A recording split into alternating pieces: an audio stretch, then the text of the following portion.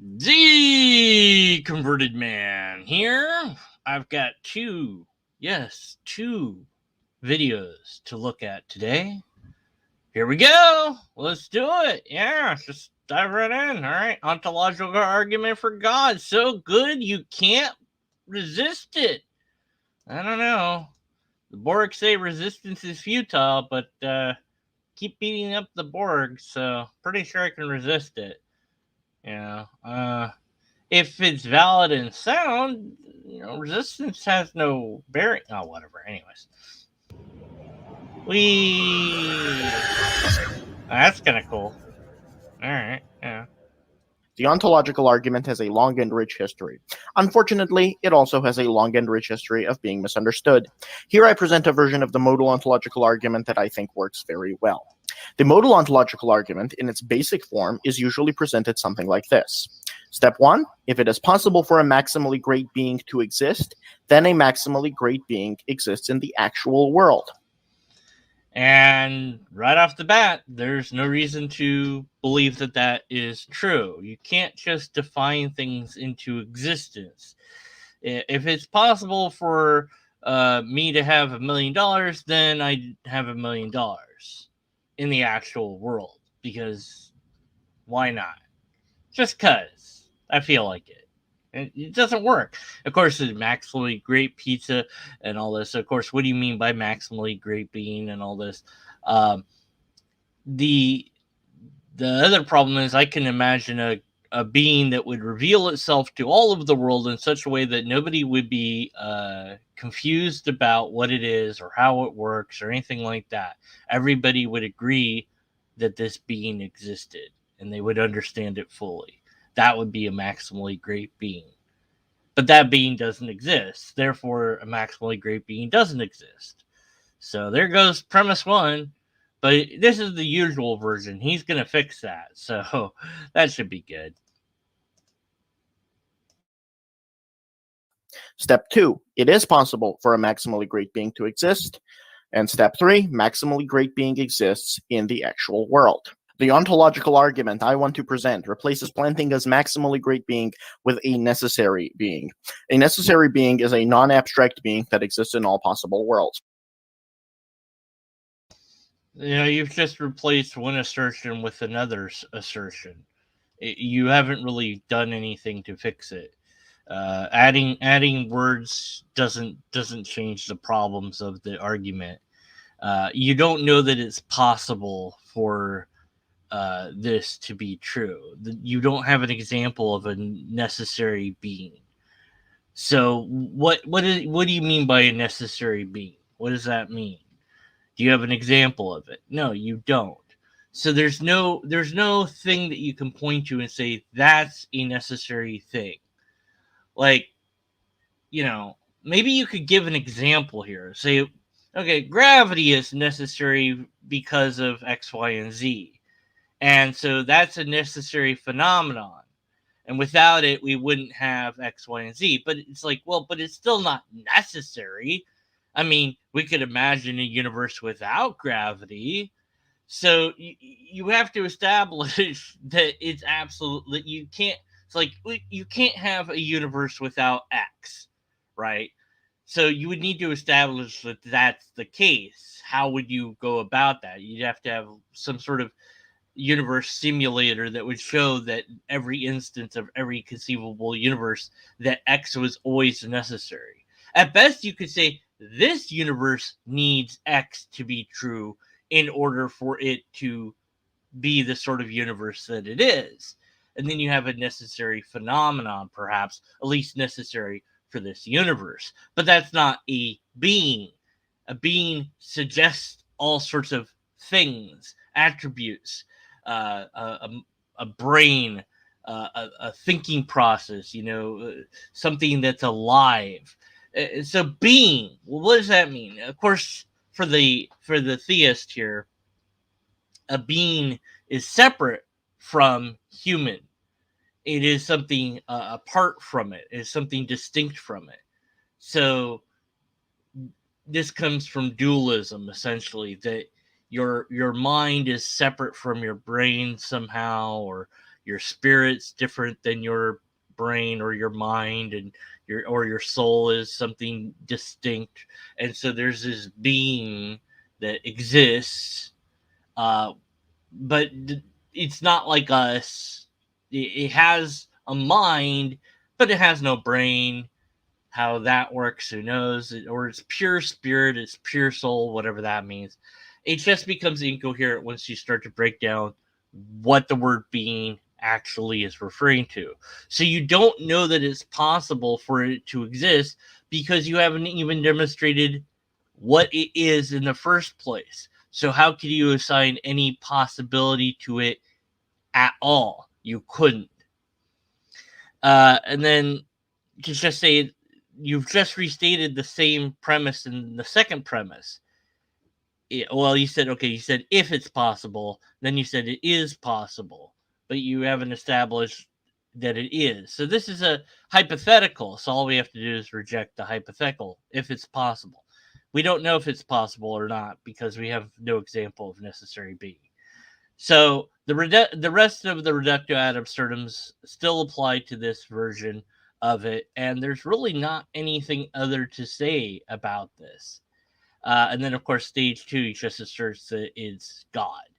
And plenty of the comments pretty much point out, the problems with this. And yeah, I agree.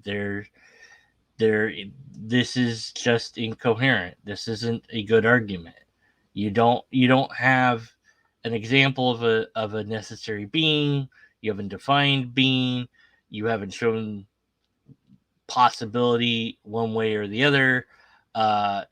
So this is just a nothing sandwich. Okay, next video. All right, yeah, no, I didn't spend a long time on that one. I know, amazing, huh?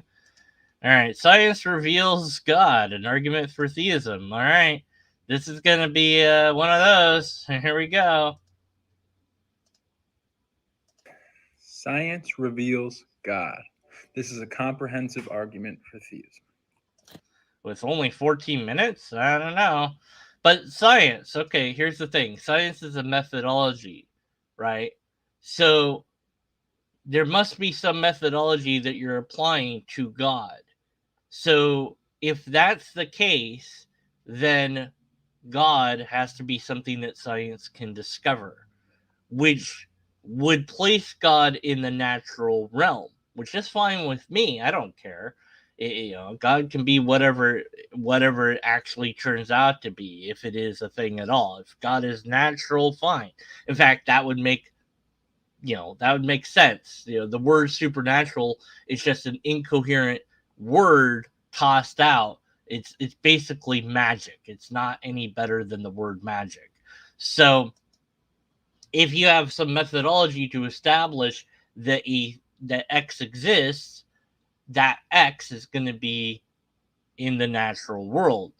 So what the theist does typically is put God outside of the natural world. That way science can't say anything about it whatsoever. But I'm suspecting that this argument is going to be about complexity of the universe and patterns and stuff like this. I'm going to first discuss how the sciences point to an intelligent creator, and then about 5 minutes into the video, I will talk about evidences showing that all the necessary properties of God exist. Scientific methods are not just experimental data, but they also include much logic, observations, and calculations. All of that, it can be experimented on, though. Your observations can be you can experiment on observation of X, Y, and Z, and so you go, okay, well, I observed that, but observing it once isn't good enough. So you need to be able to observe it multiple times. In fact, multiple people need to be able to observe it. So that's testable. Logic is also testable. So yeah, all of this is testable. The sciences have led many respectable minds to believe that the creative intelligence was behind the universe. That list of people there Well, I'm not sure that science led them to God. Maybe they already believed in God and also happened to be a scientist. So it's nice to have a list. What would be great, just to save me some trouble, is, give me some sort of citation of where these people said that science led them to God. But you didn't do that. You've got other citations, so that's great. That'll give me something to do, I guess. A creative intelligence was behind the universe. I'll defend this position. I'm going to be talking about a few competing views. These are atheism versus theism concerning whether or not God exists, and also dualism versus materialism concerning whether or not there is consciousness outside of the brain or body. I'll be referencing many studies and works in this, and I'll list all of those with a description in the description of the video here. So first, can we define God? The Bible may have a suitable definition. All right, so you've already run into a problem. Can you define God? Well, the Bible says. Why are you using the Bible to describe God? Why would you assume that the Bible got it right? What about other holy books? What about non-holy books on it? Why would you think anything describes God at all? This is a fundamental problem already. So why are you using the Bible? You now have to show that the Bible is something that is worth considering above other holy books or other books about God or other descriptions of God. Have you considered the Lobsteress lately? It outlines a description of a deity that also looks like a lobster. So why not that version of God? It's anything goes. But I'm gonna pick the one that I happen to believe in because it's just I just feel like it. Acts 17 says, "The God who made the world and all things in it," Yeah, I don't the care. Creator, He relationship there, believe in that there is a Creator who has His hand on creation. Right, and I don't care. Don't care what the Bible says. You've given me no reason to care what the Bible says. So the description of God from the Bible, I don't care. That's why I skip past it. It just doesn't matter. It's just completely and wholly irrelevant. Let me address right away just many objections to theism, okay? I'm just going to explain that we don't get to pick and choose how God reveals himself to us or... Well, you kind of do, though, because different religions have different ways that God supposedly revealed itself to people. What you mean to say is that there's no way to get God to reveal itself to us in a way that would be, logical, scientific, coherent. It seems that God only reveals itself to people in such a way that we can't distinguish it from people just making up stuff. Yeah. or interacts with us. If you object to the fact that children go hungry in the world, I'd say we should go feed them.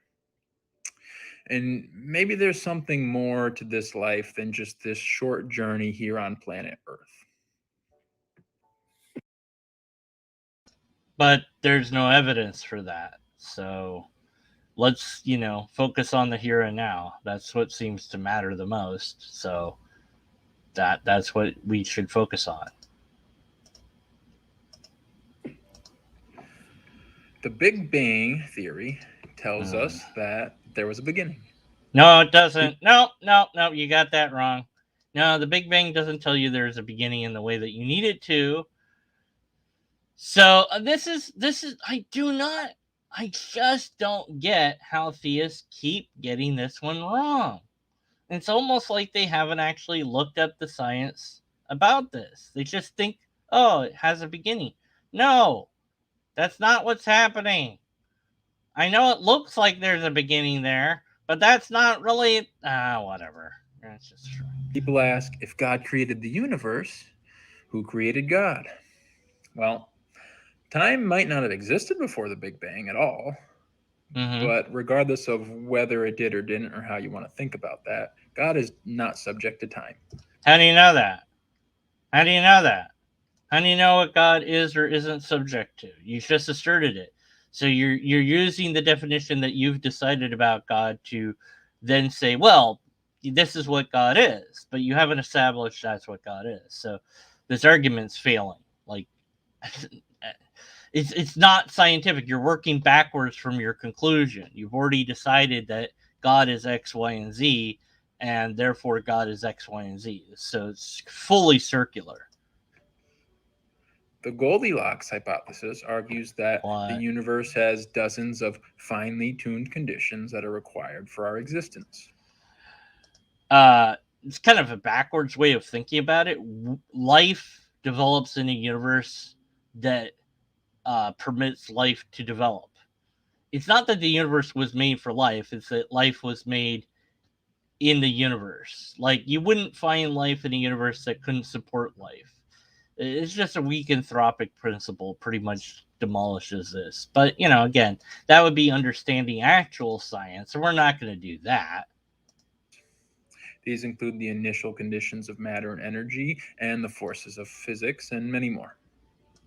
If these properties were even the least bit changed, things would be different. Yeah, whatever.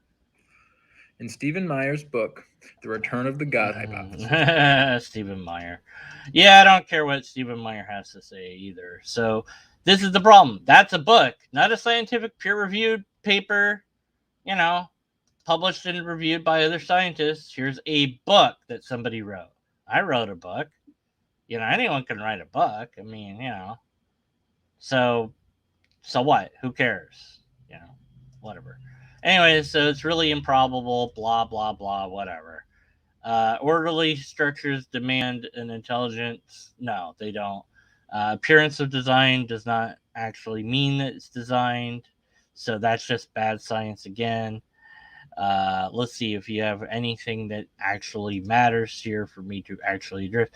Okay, so dualism. This will be good. Oh, yeah. Let's see if you can prove dualism. Yeah, good luck there. We have a dual nature, do we, though? Consciousness exists beyond or outside of our physical brains or bodies. So the idea is that our brains are really just more of a mechanism to help us interact with what is material. Why would we need that, though? I mean, why would we need a brain? If we have this soul thing or spirit or whatever, why wouldn't we just have that? Why would we need anything? It's just so silly. And dualism is a compatible step towards theism. All theists are dualists because... No. Not all theists are dualists. Many are, but not all. God exists as a non-material consciousness. Which makes no coherent sense at all.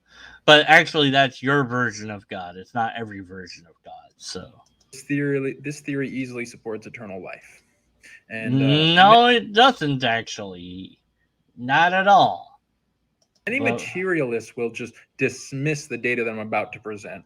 It's because you don't have data. But let's hear it.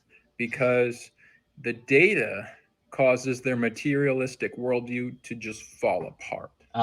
What's the data? However, dismissal is not a valid scientific method. Well, you haven't used a valid scientific method yet, so...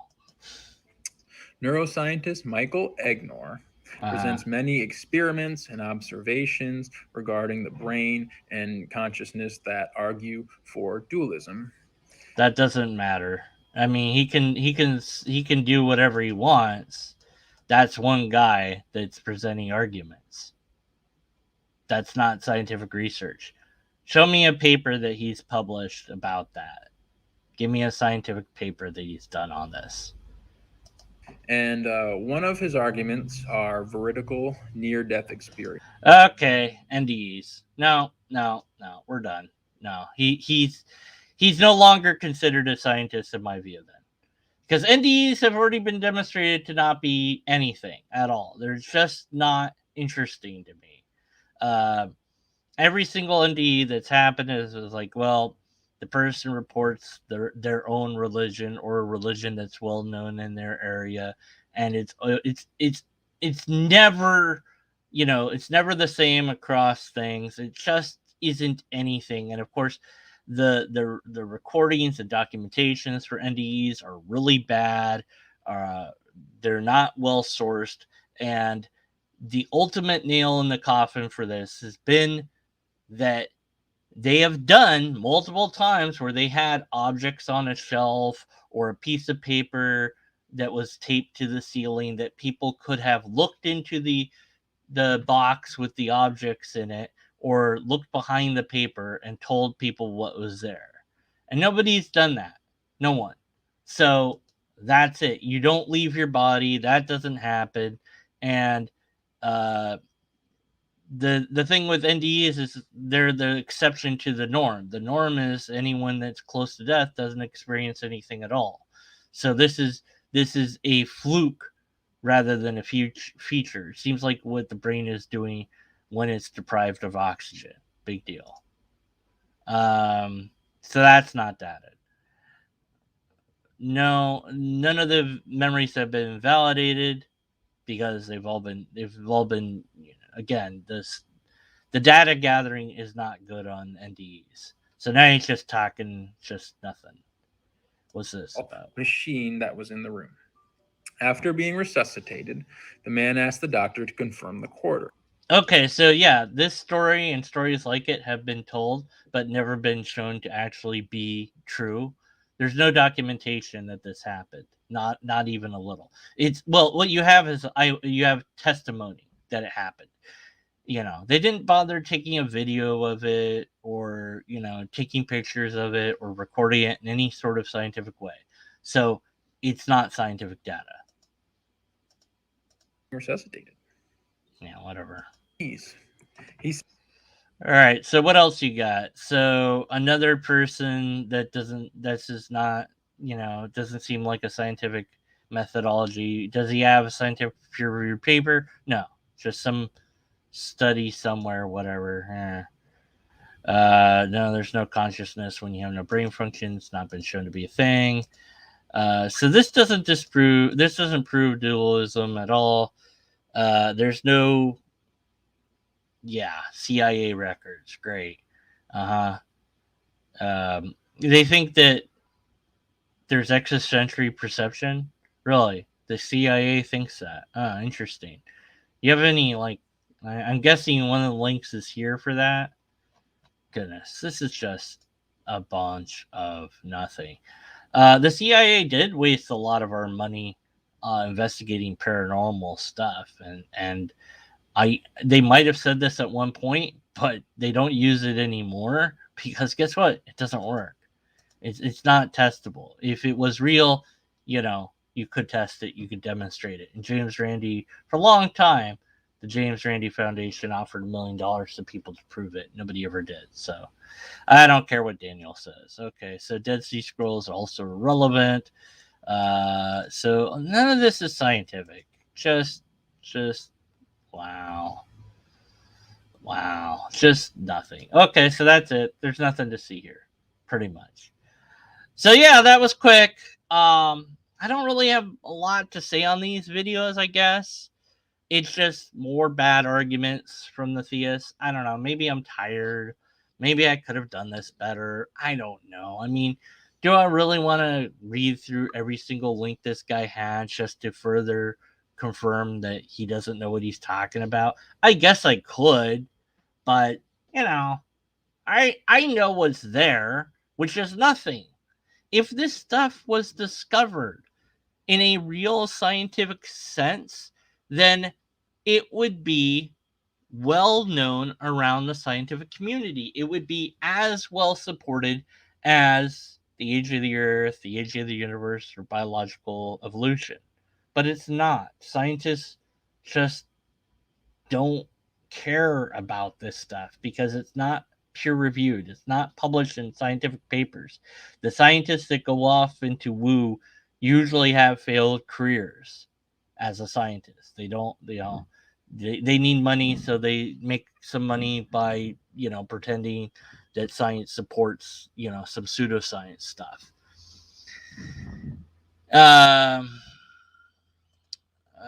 See your NDE, raise you with a Susan Blackmore. Pretty much end the debate. I don't know who Susan Blackmore is, so yeah. Blackmore. All right, so Susan Blackmore, writers, broadcaster, skeptic. Okay. Research interest is in consciousness. So, how the brain makes the mind. Yeah. So, I mean, yeah. Anyways, yeah, I'm sure that real scientists have pretty much blown away the NDEs and stuff. But the people that want to believe in them still will. And they'll keep using the bad science because that's all they have. Next time we'll be better. Next time we'll do better. We'll get angry. We'll get irritated. We'll find something that fires me up. These two videos weren't it. So we have got the ontological nonsense, and we've got science doesn't prove anything about God. She was into parapsychology and got a PhD. Okay, cool. Yeah, worth looking into then, I suppose, if you're interested in such things. Honestly, I'm just too jaded. I just, I couldn't. I'm just kind of, I don't know. Maybe this was a bad idea. Maybe this is the one-off video where I'm just like, whatever. I looked at a couple videos and there weren't anything, but I still did it. And, not every, whatever. I'm going to hit the button. That's it. All right. See you next time. Nah.